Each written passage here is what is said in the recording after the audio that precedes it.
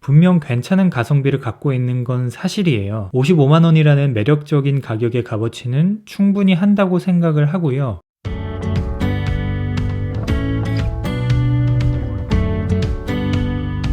안녕하세요, 리얼릿입니다. 이번 영상에서는 아이폰 SE2를 약 2주 정도 사용해본 후기를 공유해보려고 해요. 저는 기존의 아이폰 11 프로 모델을 사용하다가 아이폰 SE2로 다운그레이드해서 사용을 하고 있고요. 주 사용 용도를 먼저 말씀드리면 유튜브 영상, 사파리 웹서핑, 지니뮤직의 음악 감상, 전화통화, 카톡, 업무용 메신저인 슬랙, 지메일과 네이버 메일 앱, 메모, 구글 캘린더, 투두리스트 앱, 쿠팡이나 모바일 뱅킹 정도가 될 것 같습니다. 사용 패턴을 참고해서 봐주시고요. 우선 디자인은 컬러 말고는 특별한 게 없었어요. 화이트 컬러가 정말 깨끗하게 나와서 마음에 들었는데 디자인은 저도 과거에 아이폰 8을 사용했던 유저였기에 그냥 예전으로 돌아간 느낌이었고 그 외에 특별하게 느껴지는 차별점은 딱히 없었습니다. 굳이 뽑자면 아이폰 텍스트가 후면에 없어지고 애플 로고가 중앙으로 배치됐다는 점? 이 정도가 있겠네요. 과거 디자인으로 돌아가면서 컴팩트한 크기에 따라 무게도 역시 가벼워졌어요.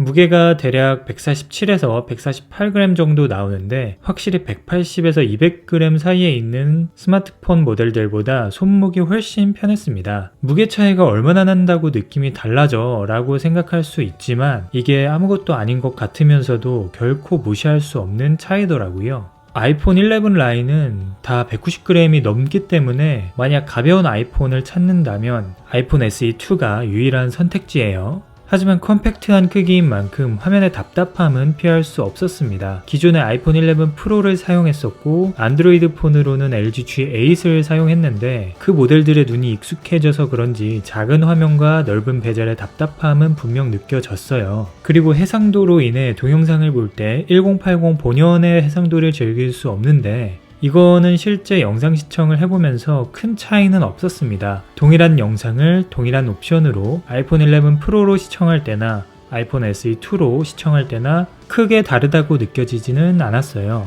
스마트폰 화면 자체가 워낙 작다 보니까 차이가 느껴지지는 않는 것 같고 그래서 만약 해상도 때문에 고민하는 분들이 있다면 크게 걱정하지 않아도 될 것 같습니다. 카메라는 1200만화소의 싱글 카메라가 탑재됐는데 음식이나 사물을 촬영할 수는 없지만 사람에 대해서는 인물 사진 모드도 지원을 하죠. 근데 제가 평소에 카메라를 사용할 일이 많이 없어서 실제 많이 쓰지 않기도 하고 그래서 카메라 관련 후기는 우선 넘어갈게요. 구체적인 카메라 결과물 테스트나 다른 스마트폰과의 비교 등등은 다른 유튜버 분들이 정말 디테일하게 촬영한 것들이 많으니까 참고해 주시고요.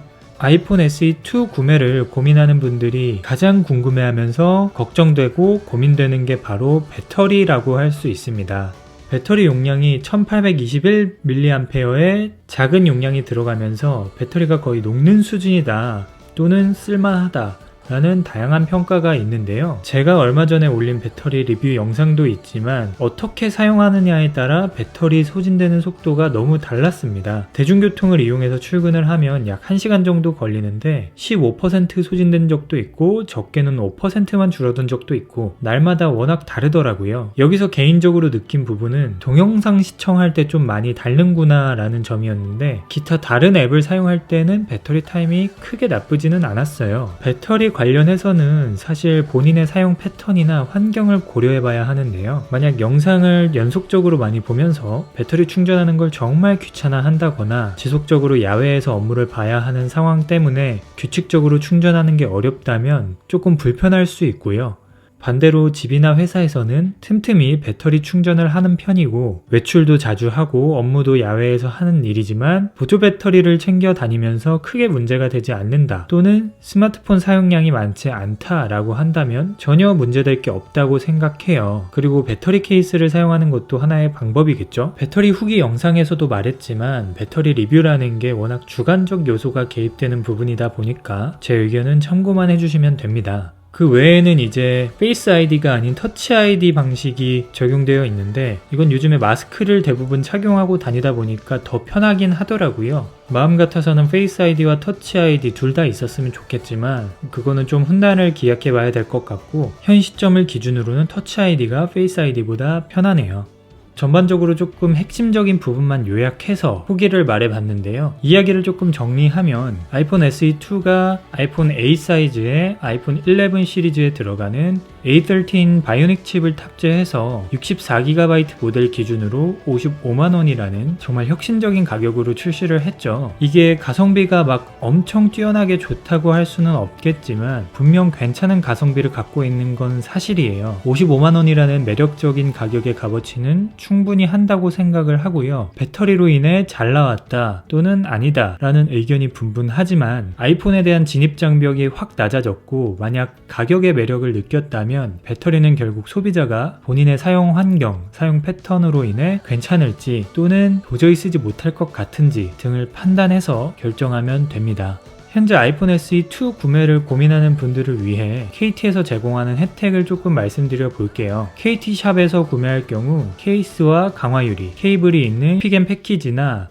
벨킨 무선 충전 스탠드 또는 UM2 무선 충전기 중 하나를 선택해서 받을 수 있고요. 데이터 온톡이나 Y데이터 온 요금제로 가입하는 경우라면 10기가의 데이터가 추가로 증정됩니다. 그리고 문화상품권 포인트나 KT샵 모바일 상품권을 적용할 수 있고 제휴카드를 통한 혜택도 있고요. 마지막으로 여기오지라는 배송 방법을 선택하면 전문 컨설턴트가 직접 방문해서 개통을 도와준다고 하니까 참고하시면 될 것 같습니다. 이번 영상 여기서 마무리를 하고요. 영상 도움이 되셨다면 영상 좋아요와 채널 구독하기, 알람 설정까지 해주시고 저는 다음에 또 다른 영상으로 찾아뵙도록 할게요. 시청해주셔서 감사합니다.